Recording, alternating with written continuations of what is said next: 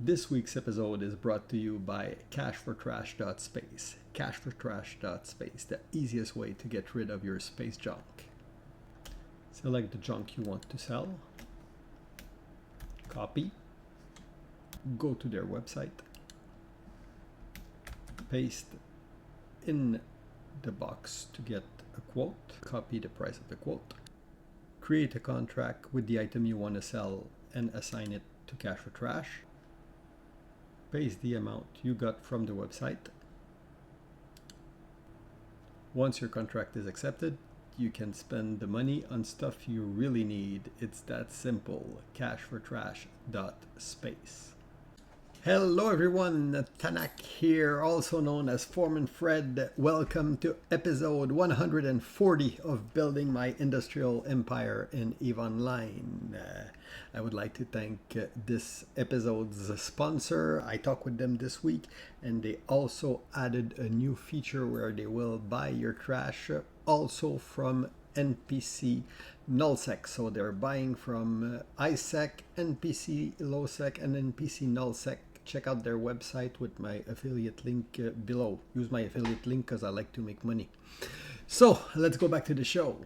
First of all, I'll start with the HR for Plenitude. I'm not giving HR for WAMP. Harder to keep track, especially since I'm not the video, so I'll focus on the HR for Plenitude. Plenitude Industrial Group is now at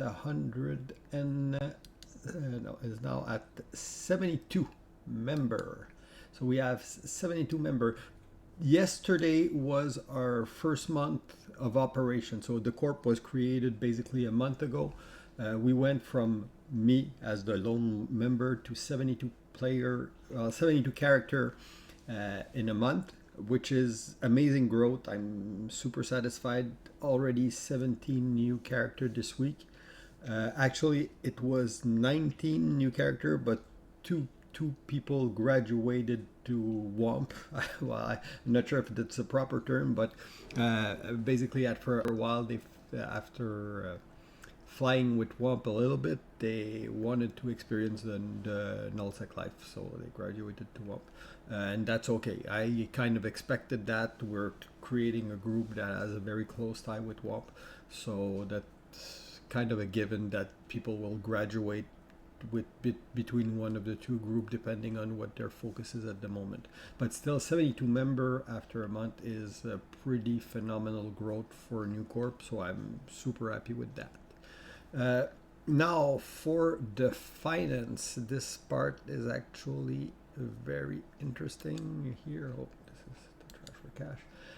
The Plenimart, our market hub in Kitaled, is now like clearly the biggest player-owned hub in Canada. It was already the case, but now we're the second biggest market hub behind Irmalin, and Irmalin is actually the asset safety system for 3 regions of nullsec, so it is very hard competition.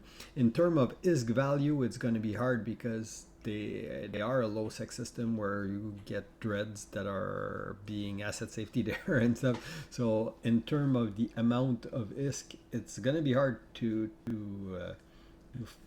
compete with them. But even in terms of order, we're seeing that we have at least we're getting we're getting closer. We're still at 1,000 of order on our market hub, and I was super happy because a few of the guys were telling me, hey, I wanted to buy a fully fitted ship and I got everything I needed at the Plenimart, which is exactly what we aim for.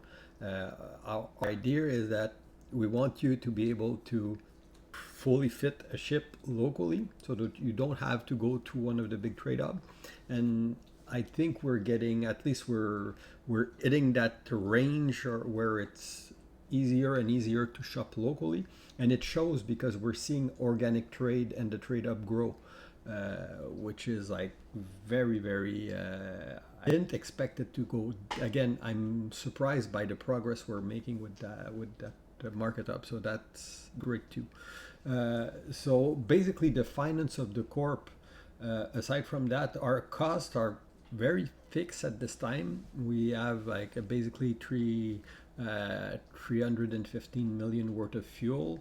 If I had all the service charge and all the corp tax, we are more or less breaking even in terms of finance for now, which is what we're expecting. And we're probably even ISK positive a little bit this week. I haven't made the detailed calculation because it's hard to do with all the different source of income and the expense at the same time. So I've got like cash flowing out, cash flowing in. We're running a buyback program internally. So keeping track of all of this I would need to like just sit down and do the entire finance, like what was it, and I'll wait at the end of the month because it's easier to filter like everything for a specific month, and then you can go by categories, export that to Excel. So that's what I'm gonna do. But for now, I'm not really worried about the finance. I know we're more or less breaking even, and I got like enough cash reserve to run the corp and pay for the fuel for years. So that's not a problem for now. Aside from that, we did get more POCO this week. So we are in our main hub here is in Kitaled. We got POCOs in Kitaled, Zare, Badivafi, and we got one in Agile too. So we're now at 7 POCOs in the area.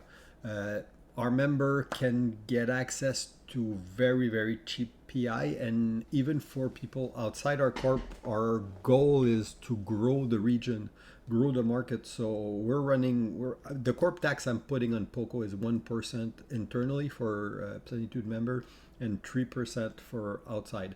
And at that rate, I'm not making a lot of money with the POCO. I'm making a little bit, and that's like it's every little bit that help. But I don't get them to make money as much as I make them to make the space more viable for player, and indirectly the player that are there are going to use my market hub and they're going to use my station. So it's kind of a wheel, the economy that you want to make grow in the right direction. So that's why I'm not trying to squeeze out or tax out the player. And even our corp tax, we're running with super low tax. The idea is not to as much to gain a lot of income as it is to grow the local economy and let the people and let the player get richer, especially when you're managing ISEC player. I know the life in NullSec, and I know that ISEC isn't, you don't earn as much in ISEC. There's still way to make decent ISK in ISEC, but it's not the type of income that you will get in Null. So you have to help out your player a little bit more and give them break. But at the same time, you don't have the same expenses in ISEC that you have in Null. There's less fight. You have the occasional war, but you don't have like the SRP build that you have to run with people fighting every day. So it's a different kind of gameplay. Now that's for the finance part. The politic part, and that's the reason you see that I'm in 3TAC F now, is I wanted to show you something that is not Plenitude accomplishment, but WOMP accomplishment, even though Plenitude participated in it. We have our WOMP star, our first ever WOMP keepstar. And this, there's a video that I'll link made by the WOMP Alliance video team, which is more edited than what I'm typically making. Here, when that thing got anchored, for me it was the proud grandpa moment. Is the little seed I planted 5 years ago that has grown into a very solid alliance that can anchor its own keepstar.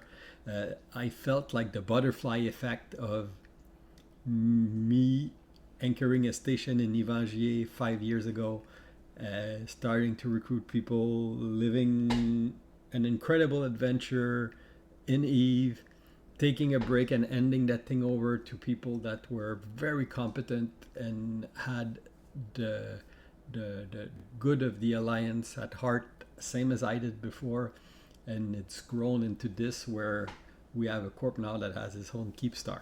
So that's pretty awesome. And when I say Plenitude help is during the initial timer, the initial anchoring, we had it flown up under the radar, and then we ping it up at the last minute just to have a protection fleet for the initial anchoring. And for the second day, we had all hand on deck. Plenitude was there in ship also to help in case there was a battle for final the second anchoring. We had more than 120 character in fleet, which was, I think, probably the biggest fleet WOMP ever formed. So we had 120 character in fleet. For the timer, we had ally on standby also to intervene because we expected a fight. Even our scout in Phoenix Coalition system were there, and we saw that they were formed up. And we saw their number go like from all the way up to 140, I think at some point they had in fleet, and then the number started going down. So okay, they're probably not engaging, and that's a long 15-minute when you're coring that thing and waiting for it to repair. But still, it was an incredible feeling, and I'll link the video that you can go watch. But anyway, grats to the team, and thanks everyone that made that happen. That was my little highlight of the week. Aside from that, well, yeah, we didn't get a fight there, and on the whole war front in Nullsec, I don't have much. Phoenix Co anchored 2 Fortizar to attack only fleet. We did form up for defense timer, but they didn't show up for a fight, so I don't have any like big battle report this week. It was mostly a exchange of blue ball, I would say. So one thing that we did do is WOMP declared like when I told you I got 3 more POCO. Is I told you before, Plenitude is a non-deckable corp. It's an ISEC non-deckable corp, and the structure are part of WOMP. So when we have to do POCO bashing like that, we're doing it with WOMP character. So WOMP had 2 little POCO war, but it was war against corp that have been mostly inactive. And one of them, I get a little story about that POCO where because I always try to try it first. I mean, I want to acquire the thing. I'm looking if there's somebody that will answer my mail. I'm offering to buy the POCO. And in that particular case, I didn't get any answer. So I was like, okay, this corp is dead. And then from the corp description, they still had a Diplo channel. So I went into that Diplo channel and found 2 guys that were in another corp. So I asked them, are you related to that corp? And actually that corp was active 10 years ago. And that little POCO stood in space for 10 years with no corp whatsoever. The corp that was holding it was inactive. The member have moved to something else, and the POCO was still there after 10 years. And I said, well, okay, can you get in touch with your CEO? I want to buy it. And he said, well, yeah, he doesn't feel like logging in, so just bash it. So then we ended up bashing it. So anyway, that was my little POCO acquisition story. And also fun.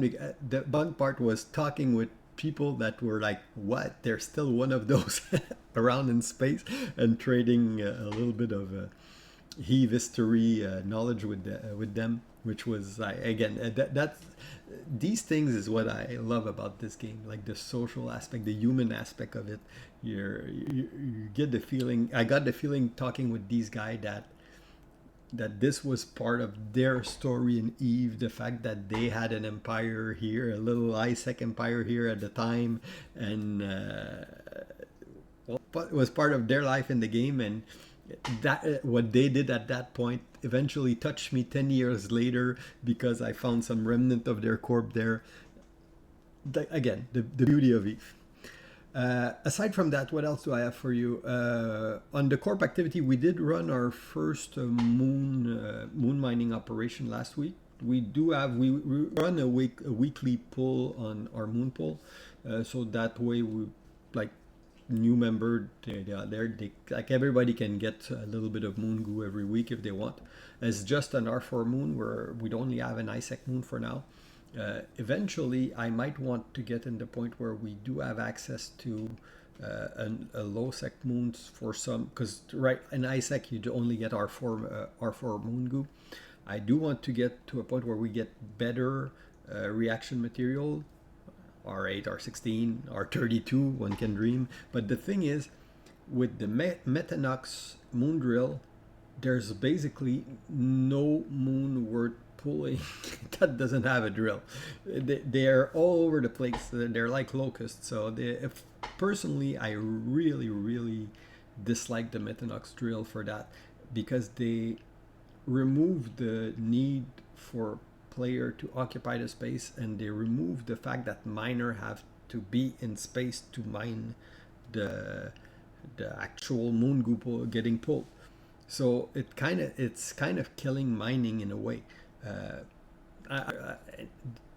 Anyway, I don't want to get into a rant about the Metanox drill, but for us right now, if we're looking at, okay, is there a low sec system that I could get an R16 at least? It's hard to find right now. We might be able to get one in Womp Space. I need to talk to Rexon to see if we can do something like that, where we would get we would get an actual moon pull so people can come and mine. But then the reason will be, okay, well, if you're gonna pull that thing, why don't you put a Metanox drill and get the thing done instead of wasting your time mining it? I hate to be thinking like that, because for me it's anti-gaming. But anyway, I don't want to go into too much detail about that. Aside from that, the other thing I wanted to show you is that the way I'm running the buyback program here, it's actually, I'm using the project and freelance job, which is very interesting, because I just, like, let's say I want to compress Pyro or compress Veldspar. I just put out a corp project, fill the thing with ISK, and put a price. Like, the way we're doing it is we're buying in corp 95% GDA split for compressed mineral. Remember, they are allowed to keep their mineral. They can do what they want, or if they want to buy back the buyback, they just use the buyback. And I'm also running it as a freelance job outside with 90%. So I'm paying my member a little more than I'm paying outside, but I'm putting that at the Plenimart. Again, the same reason I have is, if I draw people to the market hub, well, it's serving. I'm using that to make this the focus of activity in the area. And so far, I'm getting mineral at 90% GDA price, which is like, for me, it's a good deal. I grab that mineral, bring it to Womp Space with Tanak, who has for the ISEC mineral, I have maximum refining skill with an implant. So I refined it in one space, and then I contract it to at normal GDA split to our industrialist in Alliance. So that way I make well. Actually, Tanak is not making that much money. Tanak is making the refining profit, which is about 2-3%, and Plenitude is making the actual sell on the split, because Plenitude is buying at 90 or 95% GDA split, and is selling to Tanak at 100% GDA split. And Tanak is selling the mineral at 100% GDA split with max refining skill and an efficient refining structure, so that I'm actually making money on the refining. That's pretty much it for the activity. Now the plan for next week. What I want to do, not this weekend. The next weekend, I want to hold the town hall meeting with all the member. We've been in activity for a month, and the idea is just to we. It's kind of a warm tradition to do town hall every month or every 2 months, something like that. And I want to install the same tradition in Plenitude, so that we do get to talk to the member. They can ask questions, and we can discuss all together like the future of the corp, where we're going, and stuff like that. Also, the thing that I do want is that as we're growing now, the time that I'm putting, my own time that I'm putting managing the corp and everything is growing. I do have to manage more stuff.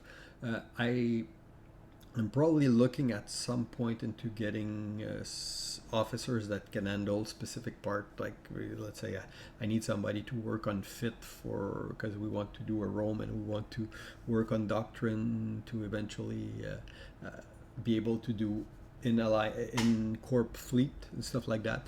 I need somebody to build that. I don't want to do it. I don't have the time to do it myself. I need somebody that to whom I can delegate that job. Same thing for the buyback program. Like, would I get somebody that would be able to just like set up those buyback job, maybe spread them around our station, take care of bringing the mineral at one place so it's easier, stuff like that. I need to start delegating a little bit more, which is normal when you start a corp. You do have to be more involved into every aspect of it, and as you grow, you do build a core of like a leadership core of people that can actually handle some of the workload for you. So that way, if you get hit by a bus, well, somebody can make the corp run while you're shooting better at the hospital. So that's pretty much it for this week. Hope you guys enjoy. Again, if you have any question, any comment, just ask. If you want to join, just apply to the corp, or if you have question, just hit me on Discord. I'm always happy to talk with viewer or just people in Eve in general. So that's it. See you guys next week. Bye bye.